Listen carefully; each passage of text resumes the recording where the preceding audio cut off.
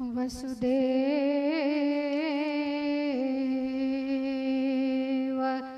सुतं देवं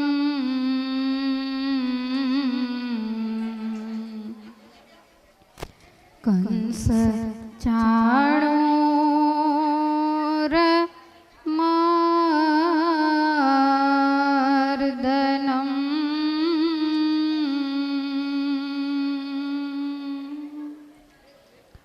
देवकी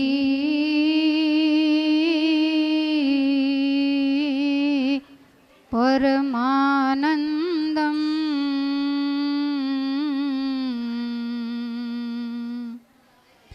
कृष्णं वन्दे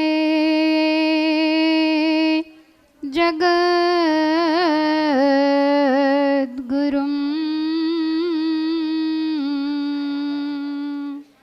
जय स्वामीनारायण। सर्वावतारी आराध्य देव भगवान श्री स्वामीनारायण महाप्रभुनी पूर्ण कृपाथी पवित्र અને પુણ્યવંતા દ્વારિકા ધામને આંગણે ભગવાન દ્વારકાધીશની છત્રછાયામાં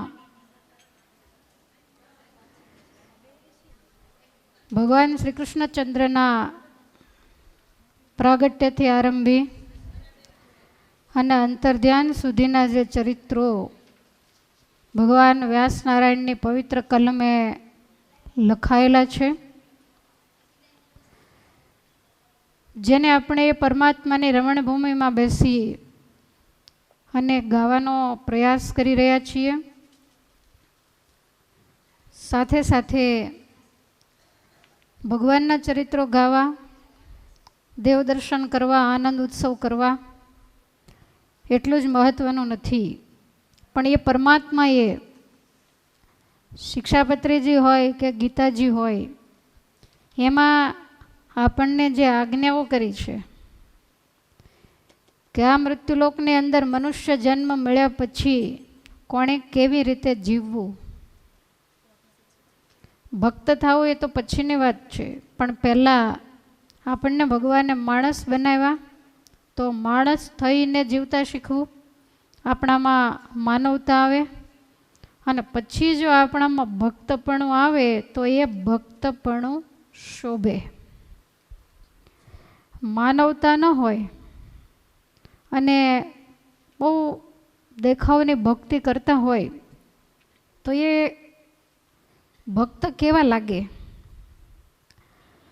તો વસ્ત્ર એક પણ ન પહેર્યું હોય અને ઘરેણાં પૂરેપૂરા પહેર્યા હોય એવા લાગે. તો ભગવાનના જે ચરિત્રો, ભગવાનના જન્મ અને કર્મ એ જીવાત્માને જીવન જીવવાની રીત શીખવાડે છે.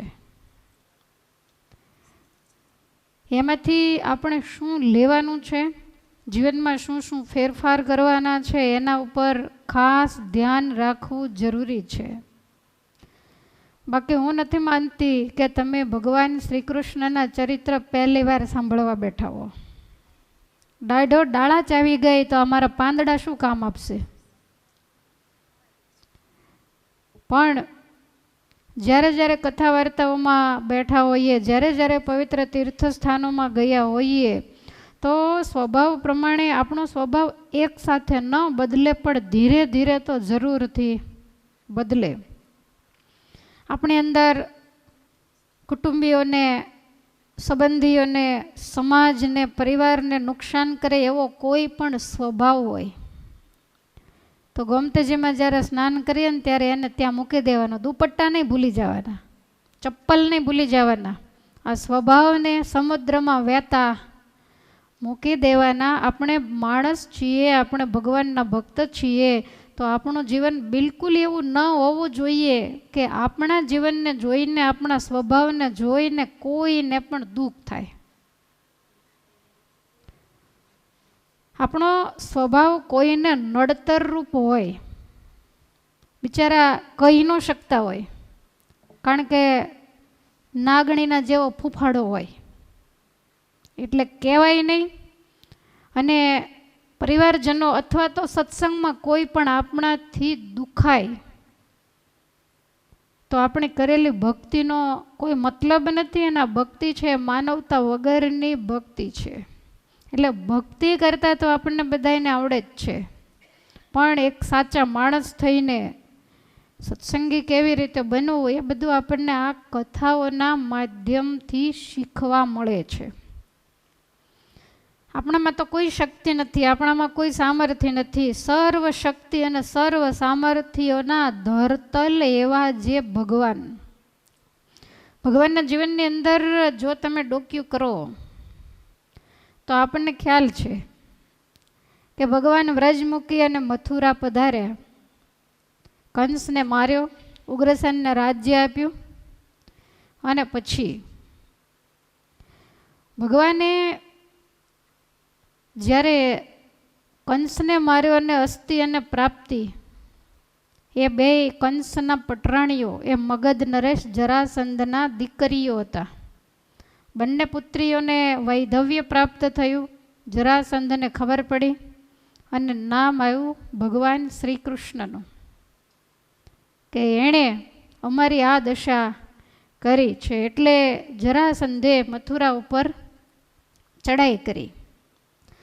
હવે મથુરા ઉપર જ્યારે ચડાઈ કરી કાળ યવન અને જરાસંધ બંનેએ,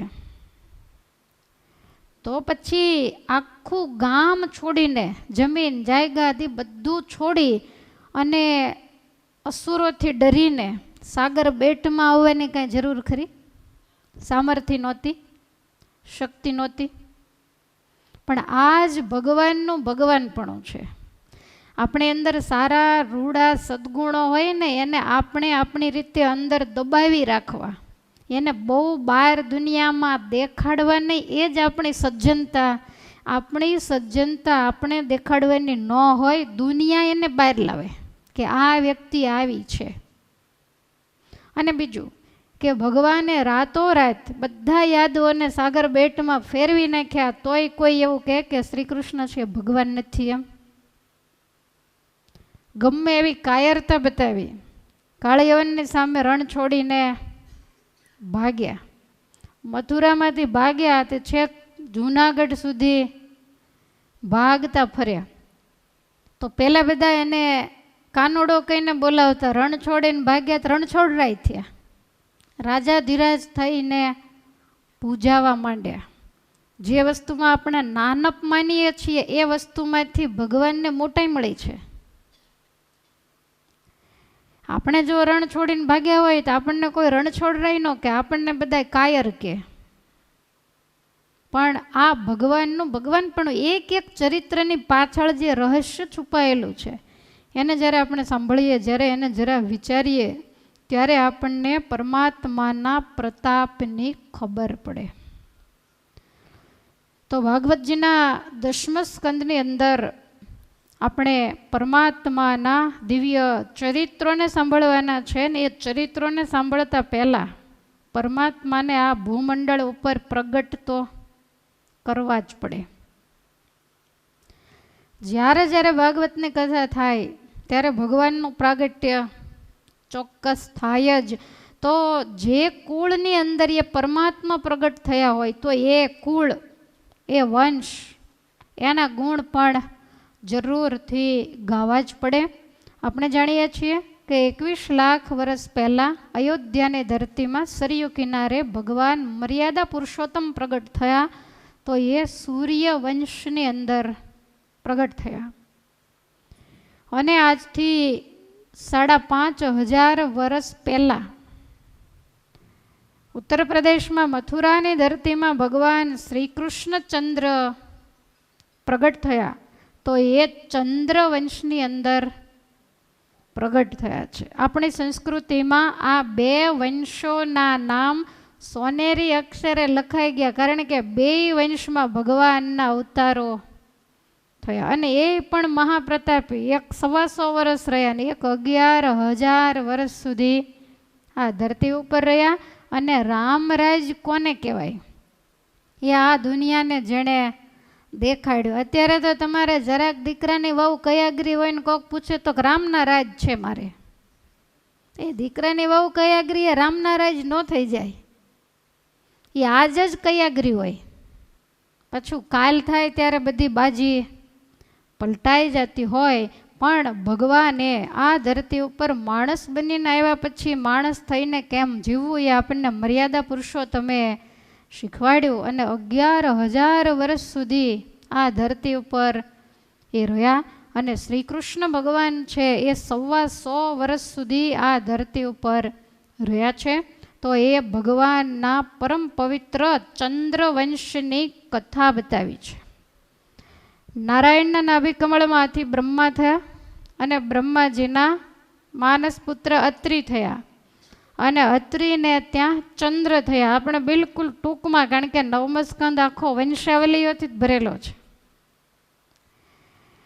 જે ચંદ્ર નક્ષત્રના ઔષધિના અધિપતિ થયા, એના વંશમાં પુરુરવા થયા, એના વંશમાં શ્રુતાયુ થયા અને એમાં આગળ જતા નહુષ નામના રાજા થયા.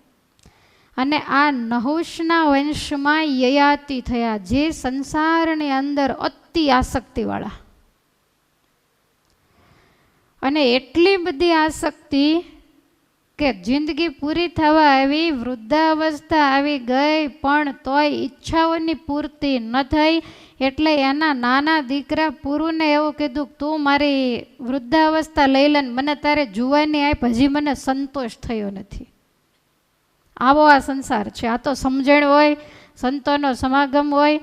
ગુણાતીતાનંદ સ્વામી કે આ જીવને તો રોજ હાંકલાન પડકારા કરનારા જોઈએ તો જ ભગવાન બજાય, નહીતર તો વાડામાંથી વાઘ બકરાને લઈ જાય એવી દશા થાય. વાઘ જેમ બકરાને મોઢામાં ઉપાડીને આમ લઈ જાય ને, જેમ બિલાડી ઉંદરને લઈ જાય, એમ માયા આપણો કોળિયો કરીને જતી રહે. પણ આકલા પડકારા કરનારા હોય તો આ જીવ જાગતો રે. સ્વામિનારાયણ ભગવાનને પવિત્ર પરંપરામાં દરેક મંદિરોમાં 5 વખત આકલા પડકારા થાય, 5 વખત કથાઓ થાય. મુમુક્ષુઓને જ્યારે સમય મળે ત્યારે આવીને સાંભળે. હું ઘણીવાર દ્રષ્ટાંત આપું છું કે સર્પ અને નોળિયો એ બેયની વચ્ચે દુશ્મનાવટ છે ને, તો એ બંને ભેગા થાય એટલે લડાઈ થાય.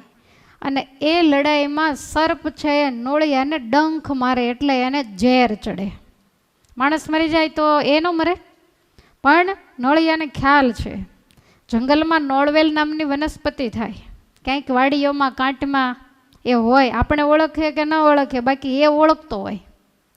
એટલે એ ઝેરની અસર થાય એટલે દોડીને એ નોળવેલ સૂંઘી આવે, એટલે ઝેર બધું ઉતરી જાય.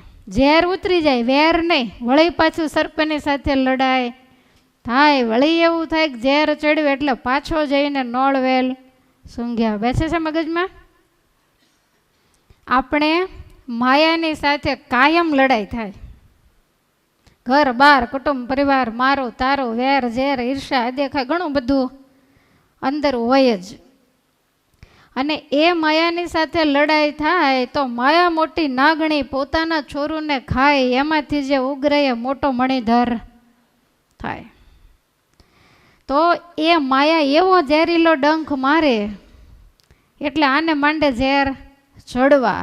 પણ ઠાકોરજીએ મંદિરોમાં મોટા મોટા સભા મંડપો કરી નોળવેલની વ્યવસ્થા કરી છે. એટલે રોજ ત્યાં જઈને કલાક અડધી કલાક નોળવેલ સૂંઘી આવે, કહેતા કથા સાંભળી આવે, એટલે આનું માયાનું ઝેર છે એ ઉતરી જાય. હવે ઝેર ઉતરી ગયું પછી પાછો મંદિરમાં જ કાંઈ રહે નહીં. ઘડિયાળ સામે જોવે તો પછી હવે હું જાઉં કાંઈ સેવા ન હોય તો ઘરે જઈને કરું, એમ બેસી રહેવું સાવ. વળી પાછો જાય અને 24 કલાકમાં પાછો માયા એક ડંખ મારે એટલે વળી ઝેર ચડે પાછો બીજે દાડે આવીને નોળવેલ સૂંઘે. ખ્યાલ આવે છે? તમે તો નોળવેલના જંગલમાં આવી ગયા છો 7 દિવસ, એટલે અહીંયા નોળવેલ જ સૂંઘવાની છે. જન્મ જન્મના ઝેર બધા માયાના ઉતારી નાખવાના છે. તો તો એના માટે આ સભા મંડપ છે. પણ કોને ખબર પડે? તો કે નોળવેલ નામની વનસ્પતિને ઓળખતો હોય તો એ સૂંઘી શકે. બાવળિયા મોઢા નાખે તો વધારે ના કાંટા વાગે ને. તો એને ઓળખવા માટે સંત સમાગમની, સત્સંગની ખૂબ જ જરૂર છે. આજે આ સંપ્રદાય એટલો બધો ખીલ્યો છે, ફાલ્યો ફૂલ્યો, એની પાછળનું કારણ તમને કાંઈ દેખાય? જેટલા સાધુ સંતો છે રાત્રિ દિવસ હાંકલા પડકારા, સતત કથા વાર્તાનો મારો. અને જ્યારે અતિ કથા વાર્તાનો યોગ થાય ને ત્યારે ગમે એવો જીવાત્મા હોય તો એને રંગ લાગ્યા વગર રે નહીં. તો આ ભગવાનનો અદ્ભુત પ્રતાપ છે. માટે અહીંયા તો ઠીક છે, પણ જ્યાં જે ગામમાં જે શહેરમાં રહેતા હોય ત્યાં ત્યાં મંદિરો હોય છે, ત્યાં ત્યાં બહેનો હોય, સંતો હોય, કથા વાર્તાઓ થતી હોય, રૂડા રૂપાળા દેવ બિરાજતા હોય. અને હવે તો કથા વાર્તા ત્યાં થાય કે ન થાય, તમને અડધી રાતે ઈચ્છા થાય કે ફલાણાની કથા સાંભળવી, બિચારા તમારા કાનમાં વગર પૈસે બોલવા માંડે. બધાની પાસે મોબાઈલ આવી ગયા છે અને બધી જ કથાઓ આપણે સાંભળી શકીએ. એટલે હવે તો જંગલમાં જવાની જરૂર નથી, નળવેલ ખિસ્સામાં આવી ગઈ છે. જ્યારે એમ લાગે કે ઝેર ચડ્યું ત્યારે સૂંઘી લેવાય એવું છે. પણ જો ઉપયોગ કરે, આમાંથી કેટલા નળવેલ રાખો છો ખિસ્સામાં? ચાલો આંગળી ઊંચી કરો જોઈએ. નળવેલમાં ન સમજાવું એ આંગળી ઊંચી કરો. નળવેલ એટલે મોબાઈલ. ચાલો જેની જેની પાસે મોબાઈલ છે આંગળી ઊંચી કરો. હાલો, લગભગ છે. અને હું એવું માનું છું કે જેણે આંગળી ઊંચી નહીં કરી હોય ને એ સમજ્યા જ નહીં હોય કે શું કહેવા માગે. તો કહેવાનો મતલબ એ કે જો આપણે કરવું હોય, ભગવાનને માર્ગે જો ચાલવું હોય તો આપણી પાસે 100 રસ્તાઓ છે. પણ આ જીવ એટલો બધો આળસુ છે અને એવી પૂર્વની કઠણાઈ નડે છે કે એ ભગવાનનું ભજન કરી શકતો નથી, માયાને મૂકી શકતો નથી. સાંજે પાછો ડાયો ડમરો થઈને બોલે કે માયાને મેલીને મરવું, પ્રભુ ભજી કામ નક્કી કરવું. પણ ખાલી ગાતો હોય છે. બતાવવાના દાંત અલગ. તમે હસો તો તમારી દાઢો દેખાય તો કેટલું ખરાબ લાગે, પણ કામ કોણ કરે? દાઢ કામ કરે. આ તો દેખાવના છે. કોકને બટકું ભરવું હોય તો જ કામ લાગે. પણ સારા એ લાગે જ્યારે હસે ત્યારે આગળના દાંત જ સારા લાગે. એમ દેખાવના દાંત જેવું આપણે કરવાનું નથી. તો યયાતિ મહારાજ ચંદ્રવંશની અંદર ભગવાનના, જેને પૂર્વજ કહેવાય, પણ સંસારની અંદર એટલા બધા બંધાઈ ગયેલા, કારણ કે ક્યાંય સાધુ સંતોનો એને સમાગમ નહોતો, સત્સંગનો બિલકુલ એને યોગ નહોતો. તો આ યયાતિ રાજાને છેલ્લે સમજાયું કે હું બહુ ખોટા માર્ગે ચાલ્યો, પછી પરમાત્માનું ભજન કરી અને ભગવાનને પામ્યા. અને આ જે યયાતિ રાજા છે એના વંશમાં આગળ જતા યદુ થયા, એના વંશમાં સહસ્ત્રાર્જુન થયા, જેણે 85,000 વર્ષ સુધી રાજ કર્યું છે. પહેલાંના રાજાઓ બહુ લાંબુ રાજ ભોગવતા. હવે આ સહસ્ત્રાર્જુનના વંશની અંદર આગળ જતા આહુક થયા અને આહુકને ત્યાં દેવક થયા તથા ઉગ્રસેન થયા. અને આ દેવકને 4 પુત્ર અને દેવકી નામની કન્યા થઈ, જે દેવકી વસુદેવજીની સાથે પરણાવી ઉગ્રસેનને કંસ વગેરે 9 પુત્ર થયા. દેવકીજી અને કંસ એક કાકા દાદાના ભાઈ બહેન થાય, સગા નહીં. શુર રાજાને વસુદેવ વગેરે 10 પુત્ર થયા. અને વસુદેવને રોહિણીમાં બલરામ વગેરે 7 પુત્ર થયા. અને દેવકીમાં 8 પુત્ર થયા અને સુભદ્રા નામે કન્યા થયા. અને દેવકીના 8મા પુત્ર તરીકે સમગ્ર જગતના માલિક એવા સ્વયં પરમેશ્વર પધાર્યા. સુખદેવજી મહારાજ કહે છે કે હે પરીક્ષિત, યદા યદેહ ધર્મસ્ય ક્ષય વૃદ્ધિશ્ચ પાપમનઃ તદા તુ ભગવાનેશમ આત્માનં સૃજતે હરે.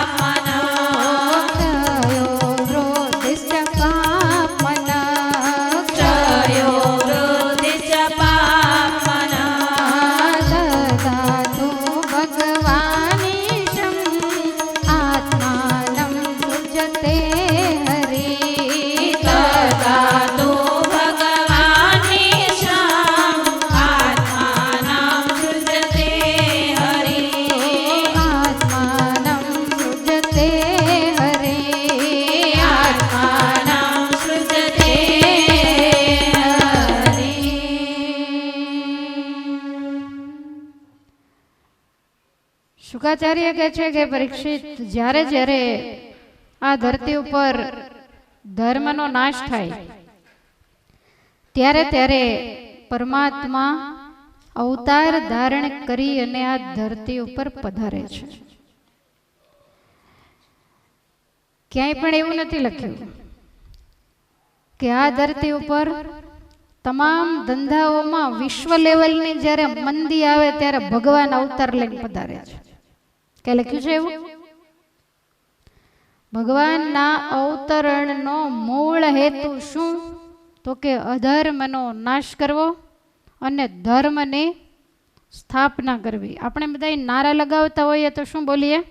ધર્મ કા જય હો ને અધર્મ કા નાશ હો. પછી વધારીએ પાછા અધર્મ આપણે ને આપણે, અને નારાય પાછા આપણે ને આપણે લગાવતા હોઈએ. તો પરમાત્માને આ લોકની અંદર આવવાનું કારણ આ છે. ભગવાન શ્રી હરિનો વચનામૃતમાં પ્રશ્ન પૂછવામાં આવ્યો કે ભગવાન તો સર્વ સમર્થ અને સર્વ શક્તિઓના ધરતલ છે, તો પછી એને અસુરોને મારવા માટે, અધર્મનો નાશ કરવા માટે આ ધરતી ઉપર આવવું પડે. ત્યાં બેઠા બેઠા સંકલ્પ કરે તો કંસને, રાવણને બધા ઠેકાણે ન થઈ જાય? બહુ મુદ્દાનો પ્રશ્ન છે કે બ્રહ્માંડોના ભૂકા કરે આવી સામર્થ્ય હોય તો એને રાવણ ને કંસ ને એ તો બધા શું ગણતરીમાં? તો પછી ભગવાન આ લોકમાં અસુરોને મારવા માટે જ આવે છે એવું તો કેમ કહી શકાય? ત્યારે મહારાજે કહ્યું કે અસુરોને મારવા માટે આવે છે એ કારણ બહુ સામાન્ય છે, પણ મુખ્ય કારણ તો કે પોતાના પ્રેમી ભક્તોને લાડ લડાવવા માટે ભગવાન આ ધરતી ઉપર આવે છે. કંસને મારવો એ મહત્વનું નથી, પણ યશોદાજીની પાસે માં માં કહીને માખણ માગવું, યશોદાજીના દોરડે બંધાઈ જાઓ, માટી ખાધ્યા પછી યશોદાજી કાન ઝાલી અને ભગવાનને તમાચો મારે, તો આ બધું કાંઈ અક્ષરધામમાં ગોલોકમાં કાંઈ મેળ આવે? અક્ષરધામમાં મહારાજ બેઠા હોય ત્યારની વાત જુદી હોય, અને છપૈયામાં ઘનશ્યામ મહારાજ ફળિયામાં રમતા હોય, માતાજી ગારીઓ ખૂંદીને પછી ગાર કરતા હોય. એટલે મહારાજ રમતા રમતા ગારીએ પહોંચી જાય અને પછી હાથમાં ગાર લઈને, આ તો માસ્ટર હતા એટલે આમ હાથમાં તમે જેમ પાવડર લઈને મોઢે ચોપડો ને એમ ઠાકોરજી હાથમાં ગાર લઈ અને બધે માંડ્યા લેપન કરવા. ભક્તિ માતા ઘણું સમજાવે, એ હવે ગાર કરે એટલે વારે વારે મૂકી દે આમ તેમ, પણ મહારાજે તો કાંઈ સાંભળ્યું નહીં ને આખા ગાર ગાર થયા. ભક્તિ માતાએ હાથ ધોઈને પછી નવરાવ્યા તે મેળ પડ્યો. હવે અક્ષરધામમાં ગાર ખૂંદવી હોય શું કરવું? ત્યાં ગાર હોય? ગારમાં સમજ પડે ને તમને? તમને પૂછું છું. લીપવાની એક પ્રકારની માટી હવે તો જતી રહી, પણ પહેલાં ગામડાઓની અંદર જોઈ હોય ને હવે હજી ક્યાંક ક્યાંક ફેશન આવી છે તો નથી ધ્યાન તે એના શો કરતા. તો આ વસ્તુ અક્ષરધામમાં ન થાય. પછી માતાજી ગાલ ઉપર એક તમાચો મારે, મહારાજ માટીવાળા હાથે આંખો ચોળતા જાય અને રડતા જાય. તો આ પોતાના પ્રેમી ભક્તોને લાડ લડાવવા ભગવાન આ ધરતી ઉપર આવે. તમે હકીકતમાં માર્કેટમાં ગયા હોય શાકભાજી લેવા, પણ તમને એવું લાગે કે ઘેર પેલી વાળવાની સાવરણી થોડીક ખરાબ થઈ ગઈ છે, રસ્તામાં દુકાન આવતી હોય તો તમે લેતા આવો. સાવરણી લેવા કાંઈ સ્પેશિયલ જવાની જરૂર ના. એમ ઠાકોરજી આવ્યા છે ભક્તોને લાડ લડાવવા, પણ પછી ભેગા જે રાવણ હોય, કંસ હોય, હડફેટા ચડે અને ઠેકાણે. આ એનું સામાન્ય કામ છે, મુખ્ય કામ આ નથી. એટલે ભગવાન પોતાના આશ્રિતોને સુખ દેવા માટે આ ધરતી ઉપર પધારે છે. અને અધર્મનો નાશ પણ કરવો એ પણ ભગવાનનું એક કામ જ છે. કારણ કે જ્યારે અધર્મ વધે ત્યારે ગાયો, બ્રાહ્મણો બધાય અસુરો થકી પીડાતા હોય છે. રામાયણની અંદર અદ્ભુત ચોપાઈ ગોસ્વામી તુલસીદાસજી મહારાજે લખી છે કે જબ જબ હોય ધર્મ કી હાનિ બાઢહી અસુર અધમ અભિમાની. જબ જબ હોય ધર્મ કી હાનિ બાઢહી અસુર અધમ અભિમાની. જબ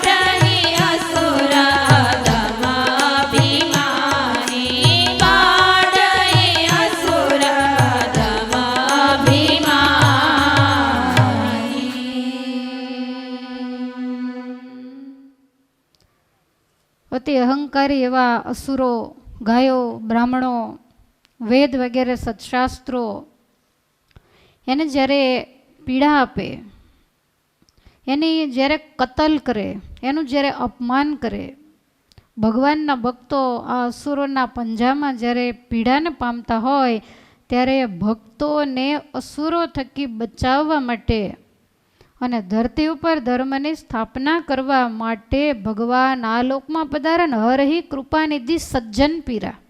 પીડા કોને હોય? સજ્જનને જ હોય. દુર્જન તો બીજાને પીડા આપતા હોય.